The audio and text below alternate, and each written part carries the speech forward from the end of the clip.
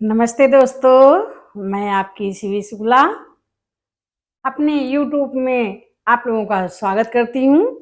तो मैं आज आपको बहुत ही सुंदर चटपट माता की कहानी सुनाने जा रही हूँ।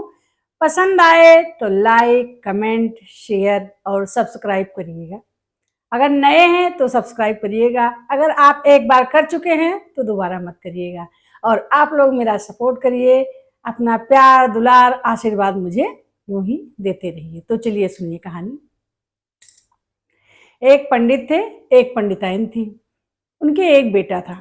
बेटा बहुत ही अच्छा था, बहुत ही संस्कारी था। तो पंडित पंडिताइन जो थे वो बहुत खुश थे। धीरे धीरे बच्चा बड़ा हुआ और स्कूल जाने लगा। और फिर उसकी मम्मी ने सोचा कि भाई अब बेटे की शादी करना चाहिए। तो पंडिताई ने अपने पंडित से कहा कि पंडित जी देखो, अब तो मैं बूढ़ी हो रही हूँ और मैं चाहती हूँ कि मैं अपने बेटे की शादी कर लूँ। तो पंडित जी ने कहा अभी तो पढ़ाई ही कर रहा है, कर लेना शादी। तो बोली कि नहीं, अब जो है अब हमसे काम धाम होता नहीं है और मैं अपने बेटे की शादी करना चाहती हूँ। पंडित ने कहा कर लो भाई शादी।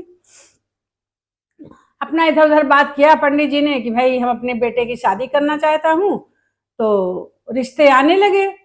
और पंडिताइन जो थी वो बहुत बड़ी भक्त थी चटपट माता की। आए दिन पूजा करती, प्रसाद खिलाती, सुहागिन औरतों को बुलाती और चटपट माता की पूजा, आरती, भजन कीर्तन उनके घर में अक्सर हुआ करता था। अच्छा, चटपट माता की दया आशीर्वाद से उनको बहुत ही सुंदर लड़की मिल गई और उन्होंने अपने बेटे की शादी कर लिया। बहुत खुश रहने लगे सब, बहुत अच्छा परिवार चल रहा था। उसके बाद में थोड़े दिन के बाद पंडिताइन के पोता हुआ, दो पोते हुए। साल साल, दो दो साल की छुटाई बड़ाई में जो हुआ, हुए दो पोते हो गए। तो पंडिताइन के बेटे ने कहा कि मम्मी अब तो दो बच्चे हमारे हो गए हैं, अब हमको बाहर जाना चाहिए कमाने के लिए, नहीं तो मेरे बच्चों की पढ़ाई कैसे चलेगी, और अच्छी पढ़ाई के लिए हमको परदेश जाना ही पड़ेगा। पंडिताइन का एकलौता बेटा था और वो भेजना नहीं चाहती थी मारे ममता के। तो पंडिताइन ने कहा बेटा जैसे तुमने पढ़ाई किया है इसी तरह तुम्हारा भी बेटा पढ़ेगा। तो वो बेटा ने कहा कि मम्मी तब दूसरी बात थी, हमारे दो बेटे हैं और अब लोग अच्छी शिक्षा चाहते हैं, अच्छे कपड़े चाहते हैं, अच्छा खाना पीना चाहते हैं, तो इसलिए मुझे परदेश में जाना ही पड़ेगा। माँ ने कलेजे पे पत्थर रख के कहा कि ठीक है बेटा, तुम्हारी इच्छा है तो तुम जाओ और परदेश में नौकरी करो और अपने बच्चों का अच्छे से पालन पोषण करो। बेटा परदेश जाने के लिए तैयारी कर लिया और उसने अपनी बीवी से कहा कि मैं परदेश तो जा रहा हूँ लेकिन मेरी माँ की सेवा में किसी प्रकार की कमी नहीं होनी चाहिए। बहू ने कहा कि मैं कसम खा के कहती हूँ, जैसे मैं अपने दोनों बच्चों को पालूंगी, जितना प्यार अपने बच्चों को दूंगी उतना ही प्यार मैं आपकी मम्मी को दूंगी, अपनी सासू माँ को दूंगी उतना ही प्यार। कहीं पर भी 19-20 नहीं होगा। बेटा परदेश चला जाता है कमाने के लिए और वहां से जब कमाता है तो घर पे पैसा भेजता है और अपनी बीवी से कहता है, अपने मम्मी पापा से कहता है कि बच्चों का एडमिशन स्कूल में करा दीजिए। बीवी कहती है बहुत अच्छी बात है और वो स्कूल में एडमिशन कराने के लिए जाती है। साथ में अपनी सासू माँ को भी लेके जाती है। वहाँ प्रिंसिपल से मिलती है और कहती है कि मुझे अपने दोनों बच्चों का और अपनी सासू माँ का एडमिशन कराना है। प्रिंसिपल कहती हैं कि आपके दोनों बच्चों का तो एडमिशन हो जाएगा लेकिन आपकी सासू माँ का एडमिशन नहीं होगा, इसके लिए आपको दूसरे स्कूल में जाना पड़ेगा क्योंकि यहाँ छोटे बच्चे पढ़ते हैं। पंडिताइन की बहुरिया ने कहा कि नहीं, एक ही साथ हमारे सासू माँ और दोनों बच्चे सब एक ही साथ पढ़ेंगे। मैं जरा भर अंतर नहीं करना चाहती, जरा भर भेदभाव नहीं होना चाहिए। प्रिंसिपल ने थोड़ी देर सोचा, उसके बाद में कहा कि भाई क्यों नहीं, ठीक है, हमको 3 बच्चों की फीस मिलेगी। उन्होंने एडमिशन कर लिया। बोली ठीक है, कल से मेरे बच्चे और मेरे सासू माँ पढ़ने आएंगे स्कूल में। प्रिंसिपल ने कहा ठीक है। घर पे बुलाई आई और बैग लेके आई, 3 बैग लाई, 3 ड्रेस लाई, 2 नेकर टी शर्ट शर्ट पैंट लाई, जूता लाई और एक स्कर्ट शर्ट लाई, टाई लाई और लेडीज जूता लाई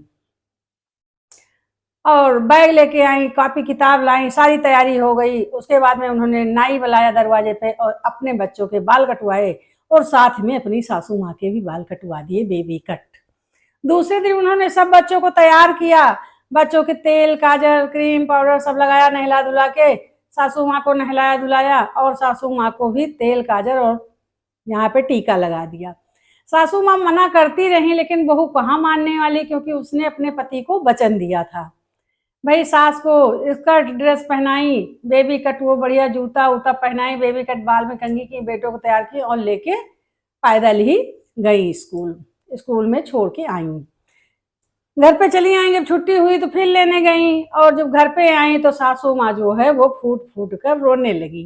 कहीं बहू तुम क्या कर रही हो, तुम्हारा इतना प्यार जो है वो हमारे लिए बहुत दुखदाई है, क्योंकि हम जिधर से निकलते हैं वहाँ छोटे छोटे बच्चे हमको खूब चिढ़ाते हैं, कहते हैं कि ये देखो बेबी कट बाल कटाई हैं और टॉप स्कर्ट पहनी है, इतनी बूढ़ी हो गई, इनको तो ऊपर जाने की तैयारी करनी चाहिए, तो ये अभी स्कूल ज्वाइन की है।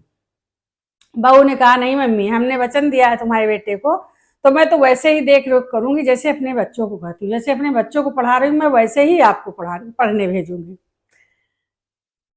पंडिताइन जाती रही स्कूल, बच्चे जाते रहे, वो लाते रही। एक दिन उनकी थोड़ा तबीयत खराब हो गई बहू रिया की, तो उन्होंने सोचा कि रिक्शा बंधा देते हैं। रिक्शा खड़ा हुआ आके दरवाजे पे, दोनों बच्चों को फटाफट गोदी लेके चढ़ा दिया, रिक्शे पे बैठा दिया और जैसे अपनी सासू माँ को गोदी उठाई वो गिर पड़ी नीचे, उनको चोट लग गई क्योंकि वो गरू थी, भारी थी। लेकिन उन्होंने कहा जब हम बच्चों को गोदी उठाऊंगी तो अपनी सासू माँ को भी गोदी उठाऊंगी, नहीं तो ये होगा कि हमने सही से वो नहीं किया, लालन पालन, दुर्भाव किया, अपने बच्चों को ज्यादा प्यार किया, सासू माँ को प्यार नहीं किया। फिर किसी तरह से 2 दिन रेस्ट किया उन्होंने घर पे, रिक्शा वाला लाता छोड़ता। एक दिन सासू माँ आई तो बहुत गुस्साने लगी, कहे कि तुम मेरी बात को मान नहीं रही हो, मैं रास्ते में जाती हूँ, जितने लोग देखते हैं सब हंसते हैं, ताली बजाते हैं कि बुढ़िया को देखो टॉप स्कर्ट पहनी है और टिक्का लगाई है आंख में और जूता पहनी है, सब ये स्कूल जा रही है, सब लोग मेरा बहुत मजाक बनाते हैं, मैं परेशान हो गई हूँ, मैं बहुत ज्यादा अपनी जिंदगी से परेशान हो गई हूँ और मैं कितनी बढ़िया पहले रहती थी। और जो उनके पति देव थे वो भी हंसते थे कि अरे बूढ़ा तो स्कूल जा रही हैं टॉप स्कर्ट पहन के, खूब हंसते थे सब लोग। फिर एक दिन जो है बहू ने कहा कि माँ जी आपको तो स्कूल जाना ही पड़ेगा, चाहे कुछ भी हो आपको स्कूल जाना ही पड़ेगा। माता जी एक दिन बहुत रोने लगी, दरवाजे पे आई और अपने पति से, अपने पंडित से कहने लगी, पंडित जी मैं जिधर जाती हूँ सब लोग बहुत हंसते हैं, सारे बच्चे मेरा मजाक उड़ाते हैं, स्कूल में सब हंसते हैं, रास्ते से जो देखता है वही कमेंट करता है, मैं तो अपनी जिंदगी से परेशान हो गई हूँ, ये बहू तो हमारी पगला गई है, इसके समझ में तो कुछ आ ही नहीं रहा है। अब पंडित जी ने कहा अब बहू नहीं मान रही थी, इसमें मैं क्या करूं, अपने चटपट माता का मनाओ, वही कुछ समस्या का समाधान करेंगी। बूढ़ा माता तो पहले से ही चटपट माता की बहुत बड़ी भक्त थी पंडिताइन, तो उन्होंने अपनी चटपट माता को ध्यान किया और कहा हे माता जगत जननी, हे चटपट माता हमारी समस्या का समाधान चटपट करो, मैं बहुत परेशान हो गई हूँ, मैं अपनी जिंदगी से दुखी हो गई हूँ, अब मेरी ये उम्र नहीं कि मैं अंखा लगा के स्कूल जाऊं और ये हम शर्ट स्कर्ट पहन के और जूता पहन के और बेबी कट बाल कटा के पढ़ने जाऊं, मेरी बहू मान ही नहीं रही है। अगर मेरी इस समस्या का समाधान हो जाएगा तो मैं तुम्हारी पूजा कराऊंगी और सुहागिन स्त्रियों को बुला के प्रसाद खिलाऊंगी, कीर्तन भजन कराऊंगी, लेकिन हे माता हमारी समस्या का समाधान चटपट करो। भाई चटपट माता ने उनकी प्रार्थना सुनी और रात में वो गई, उनके बेटे को सपने में दिखाई कि तुम्हारी माँ तुम्हें याद कर रही है, तुम जल्दी घर पे जाओ। बेटा संस्कारी था, अपने माँ का बहुत आदर सम्मान करता था, जब उसने सपना देखा तो वो तुरंत ही छुट्टी लेके और सुबह अपने घर पहुंच गया। अपने घर पहुंच गया तो उनकी बहू जो थी, बीवी उनकी माँ को तैयार कर रही थी स्कूल जाने के लिए। जब वो घर पहुंचा तो देखा, कहा अरे भगवान ये क्या हो गया, मम्मी क्या कर रही, मम्मी तो पगला गई है, इन्होंने बाल क्यों कटवा लिया।